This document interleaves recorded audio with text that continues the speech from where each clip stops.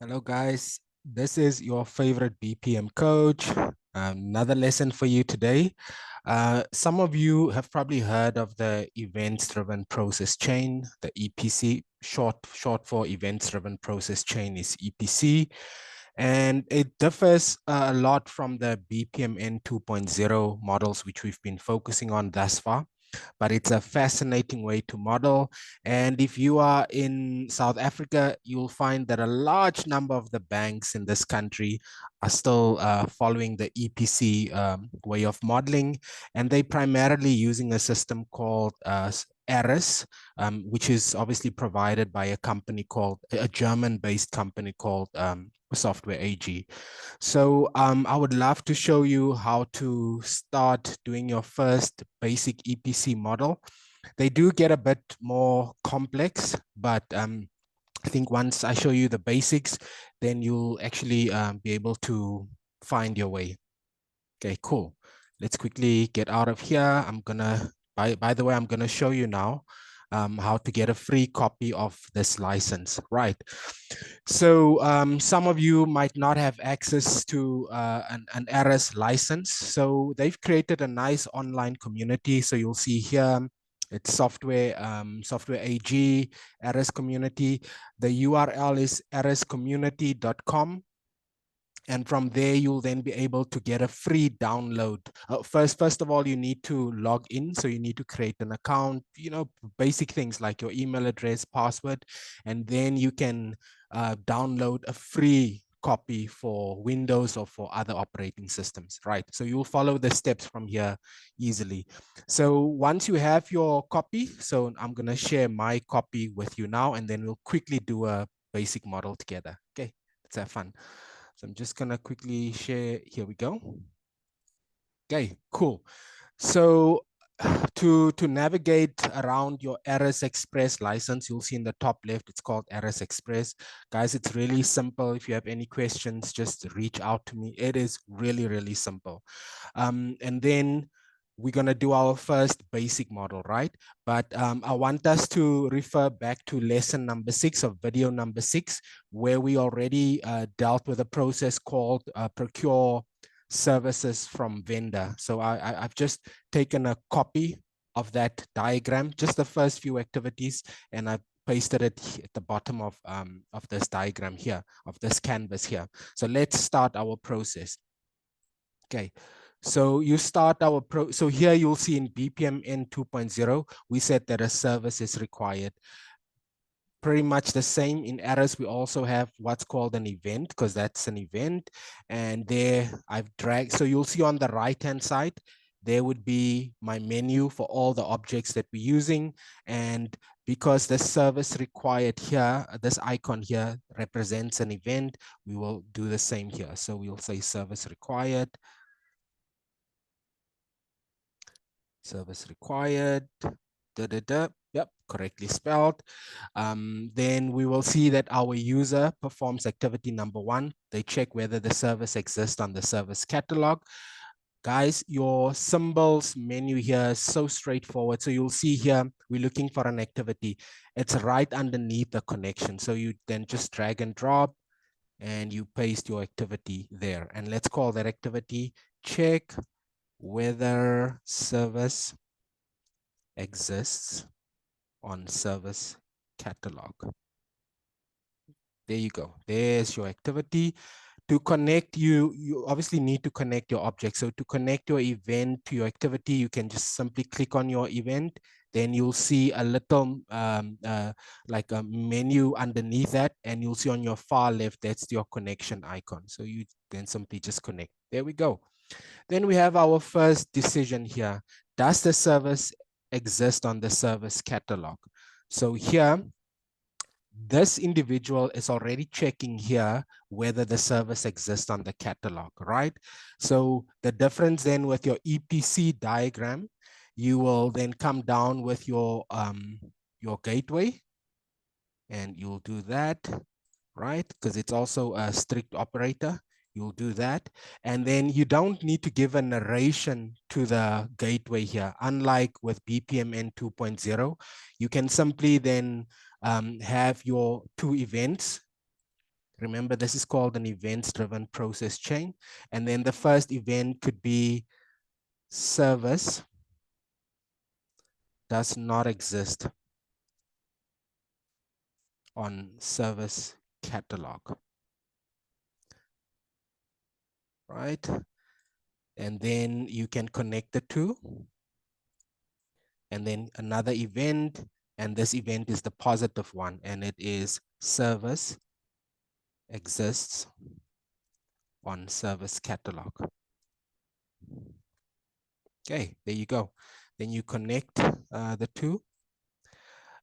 If we just follow our example, guys, for those of you who maybe you fast forwarded to this part of the video, remember that this diagram is based on the BPMN 2.0 diagram, which we did for procuring a service, and it's in video 6. So just look at the previous videos, video number 6. So if the service does not exist on the catalog, then we can clearly see here from our BPM diagram that we need to issue a request that it's added to the catalog, and then we interface to a sub process called managed procurement catalog. So let's deal with that quickly. I'm just scrolling up and down, guys. No magic. So let's go and then say our activity here, since the service does not exist on the catalog, the user needs to request service to be added to catalog,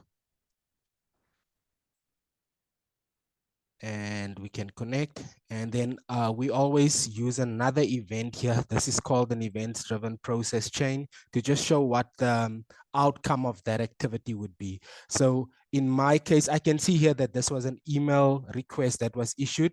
We can just say here, request for service creation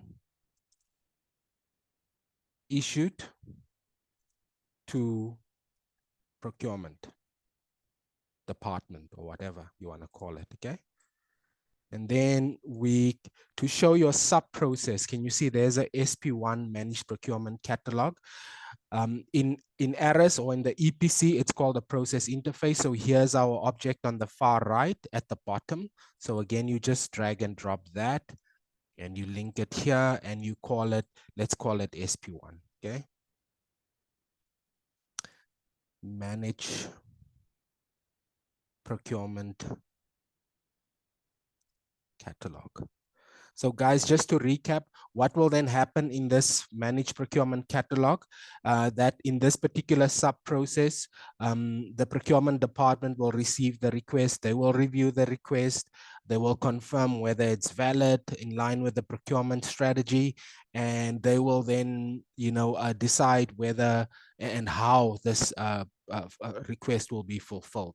So to add this service provider to the service catalog, so that the user can go and book this service. So this could be a requirement to have a training service provider on the system. It could be a requirement to have a catering service provider for our year-end function. It could be a requirement to have a team building vendor who will facilitate a nice team building session for us. So that's what we mean by that. Okay, now you'll notice on the left, remember we always need to connect our activities to our events. All objects need to be connected. So again, okay, just go back. Click on your object, on your activity, and there you'll see a display come up, and choose your connector. Click on your event, and there you go, connected to that. Right, so we've now dealt with a negative path, where the service did not exist on the catalog. The user then requested it to be added, and it went, we handed over to a sub-process called SP1, sub-process 1, where the procurement team would then have to do their magic to make sure that the service provider is added. But in the event where the service catalog does exist on the catalog, then the user can procure the service from the catalog, as you can see with activity 3. I'm going to delete this now because we don't need it anymore.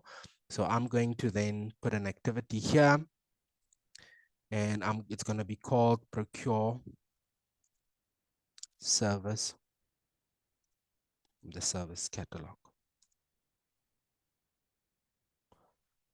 And there we go, connect. And we can maybe just say here, let's say service procured. And maybe let's simplify this process and hand over to another sub-process, which we can call SP2. And that could be vendor. Now, actually, I remember from the previous diagram, we said that there's an approval process. So let's call it approve service request.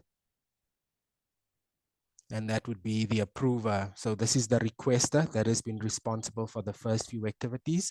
And then once the service is procured, then the user can then the next process will kick off, where there's an approver role that's been created in the organization, and they can then approve the service request.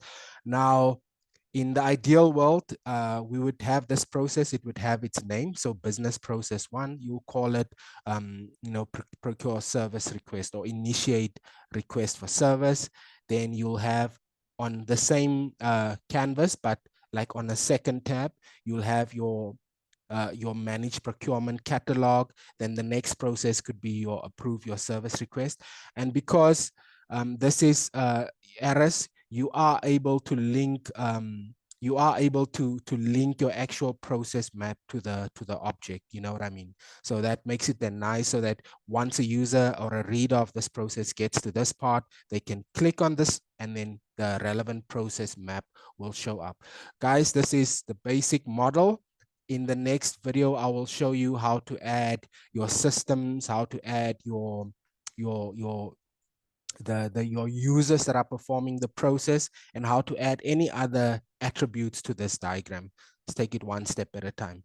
Hope you've enjoyed this video. And as I said, if you are in South Africa, a lot of the banks still make use of events-driven process chain, EPC. And the more you practice, the more you refine your skill, I think the more success you'll have in your career. Have a good day, guys, and I hope you're still enjoying these videos. Thank you.